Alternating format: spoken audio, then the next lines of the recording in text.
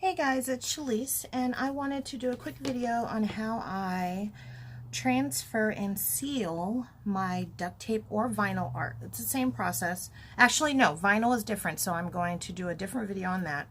But as far as duct tape, what you need is your cutout, which you can barely see right here. This is a duct tape portrait that I cut out for Negan, or of Negan from The Walking Dead, and I'm about to put it onto a canvas for an order. So, painter's tape is your friend. A lot of people use masking tape and stuff. This is the best that I've found for duct tape because it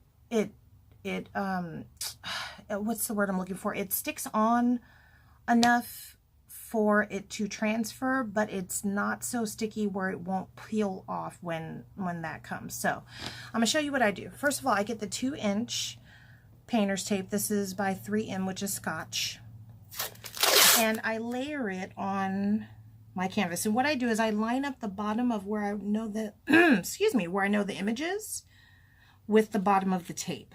So it's approximately 1/2 inch off the bottom, and then we're going to cut that. I'm going to layer it about 1/8 of an inch over, because you don't want to waste tape, but you also don't want it to be, you want it to overlap, but you don't want it to overlap so much that you're wasting a bunch of tape.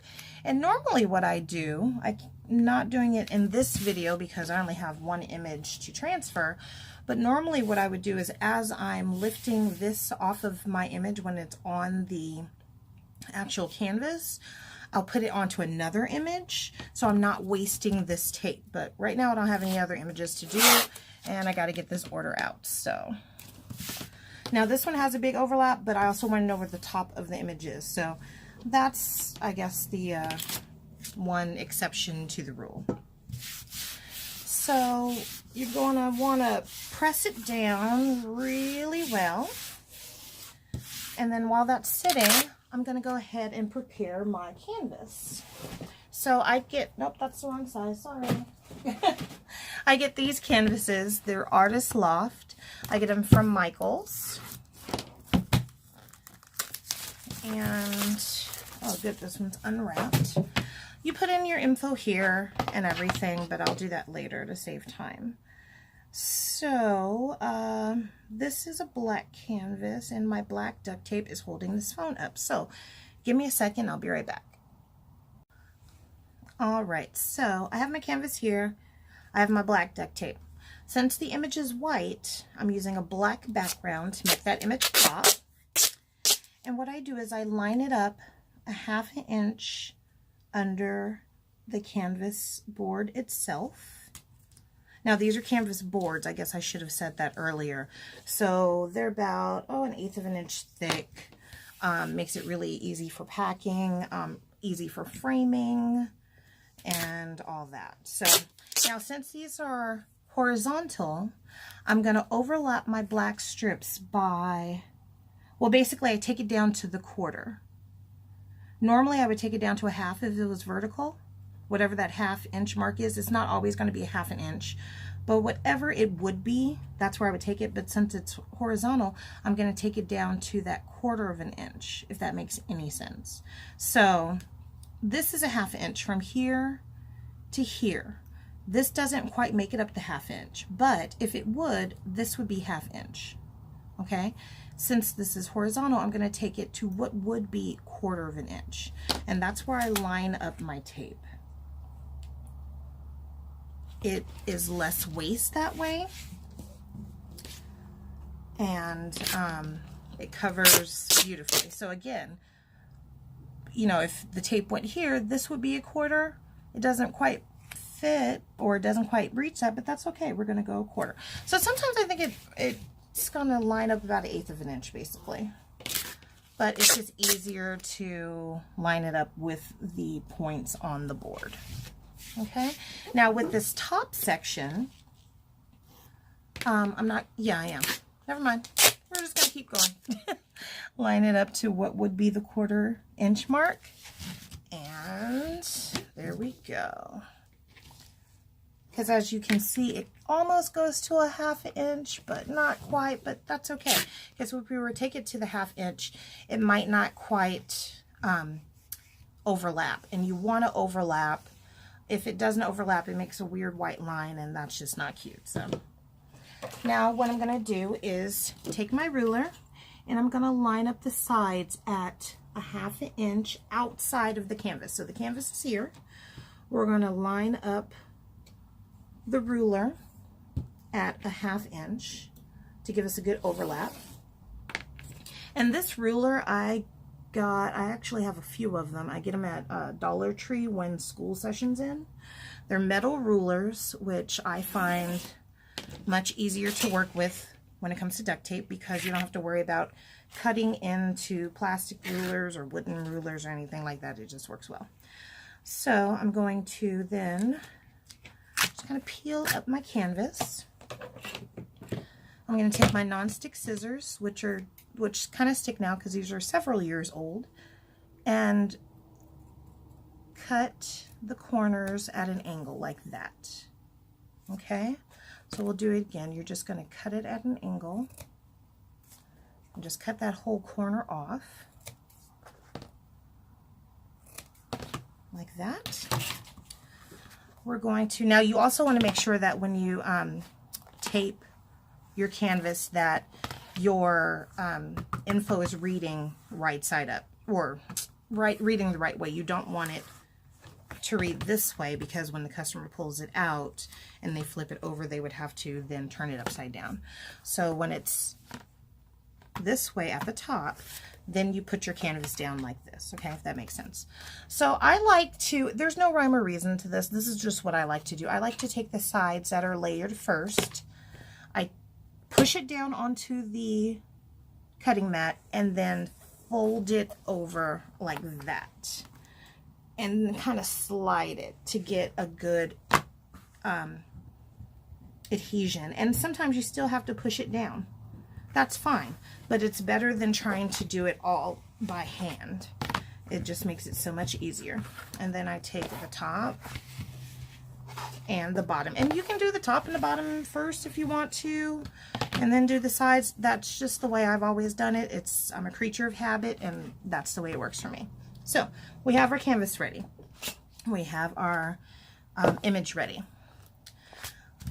You want to take, now this is only if you're working with duct tape sheets. And again, if you're working with vinyl sheets, I have a different process for that, and I'll do another video for that shortly. But what you want to do, and I only work with duct tape sheets now. Actually, I'm transferring a lot to canvas now because these duct tape sheets are discontinued in a lot of the stores. So I'm actually transferring more to vinyl, which I have mixed feelings about, but we'll talk about that in another video. So you take the backing of your duct tape and you just start to peel. And you kind of want to peel at a sharp angle, because that will help you to peel off the backing, but not the duct tape. And sometimes the duct tape is still going to want to peel up, and I hope it does that here so I can show you what to do. And it's not doing that. But let's just say that this part wanted to peel up with the backing. You would then just push the backing back down, rub this really hard, and then peel it up. And it should just, oh, here we go.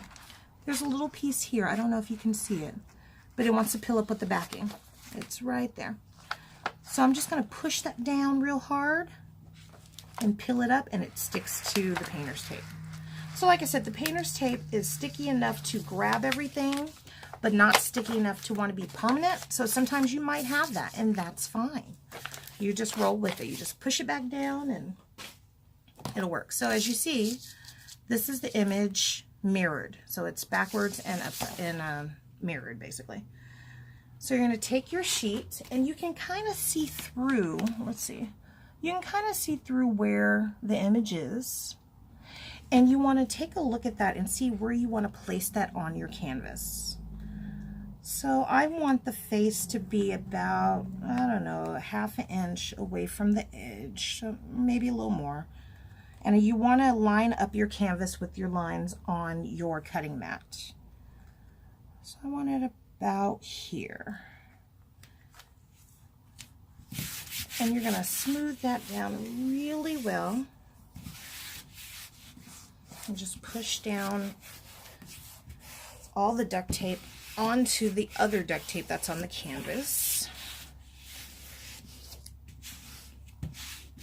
Like that. Okay? Then you're going to start peeling up your strips. And like I said, typically I would take these strips, especially when they're new like this, and put them onto another piece that I'm working on, but I don't have anything else I'm working on right now. It's a slow season. January is always slow for me. So you want to slowly peel again at a sharp angle your painter's tape off. And again, if something wanted to stick to the painter's tape, you would put it back down, rub it real hard, and then peel it off. So let's see if any of the pieces do that so I can show you more in depth. And it looks like it's not. And these strips you can use for about 4 or 5 images, I would say. Sometimes they lose their stickiness a little faster and you have to push a little harder to make sure it sticks, but it's still worth it to not waste tape, because these rolls, those rolls of painter's tape are like $5, sometimes $6 depending on where you get them from. So they're not cheap, but they are very effective.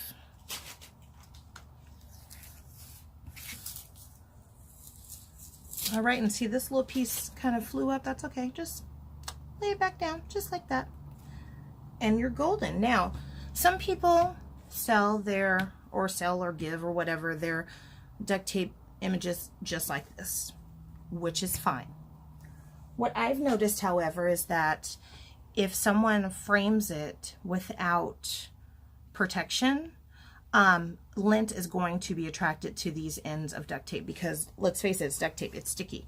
So it's going to be attracted to this, and then you have just a hot mess sitting up in your living room somewhere. So what I do to help prevent that, it's not a foolproof thing, but it definitely helps a lot.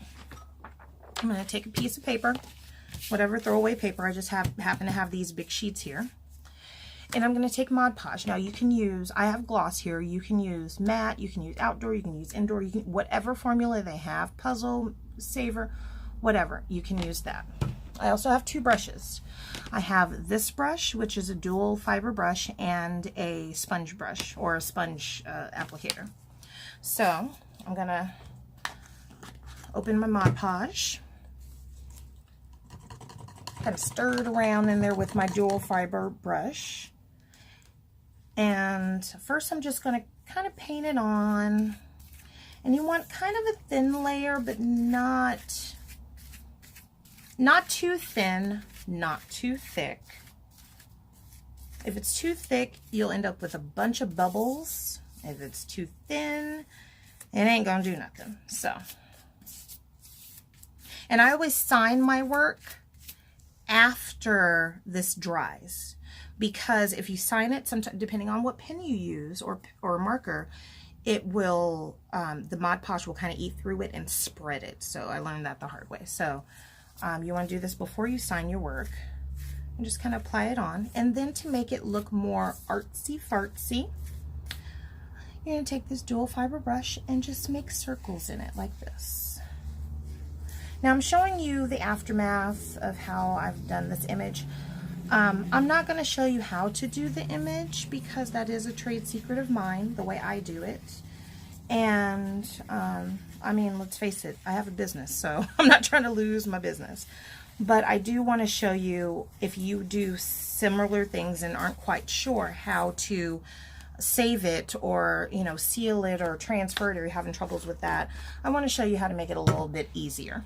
Okay, because I make hundreds, about hundreds of 500-600 canvases a year, so I've had to learn how to do it fairly quickly and efficiently, and this is the most efficient way I've found to preserve my images. And I've actually had a lot of people come back and buy several of these images because they have kept for so long, and they make great gifts. So alright, so once you have that all circled in, you want to take your sponge applicator and just go around the sides like this, because you have some Mod Podge that's going to be that's going to kind of overlap the sides of the canvas, and that can cause problems because it kind of globs up there. After you do that, you don't want these straight lines here. Like here, there's like a straight line of Mod Podge. So you just want to feather it out very slightly. You want to keep the illusion of acrylic paint with the swirls and everything, but you also want to make sure there's not globs of Mod Podge sitting there. So there we go. So once you're done with that, you just let it dry overnight. You sign it, you fill out the back, and you are all done. So I really hope this helps some people. And again, let me know what you want to see, and if it isn't giving away any of my secrets, I will definitely make a video for you, and we'll go from there. So I will talk to you guys next time.